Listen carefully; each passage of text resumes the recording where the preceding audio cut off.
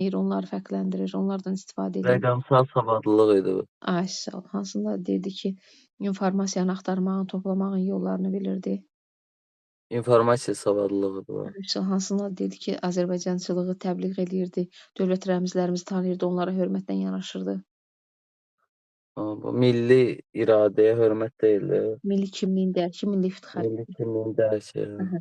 Hansında dedi ki, yaşadığı ölkə haqqında, bölgə haqqında məlumatlıdır, adət-ənənələrimizi bilir, dövlət maraqlarımızı müdafiə edir. Fəal vətəndaş mövqeyi. Ay sağ ol. Bəxtiyar Vahabzadə deyirdi, vətəndaşı olmayandan olmaz ölkə vətəndaşı. Vətəndaş olmaq lazımdır. Sonra deyirdik, dövlət davranış haqqında məlumatlıdır. Harda özünü necə idarə edəcək, şəxsi məsuliyyətini dərk eləyirdi.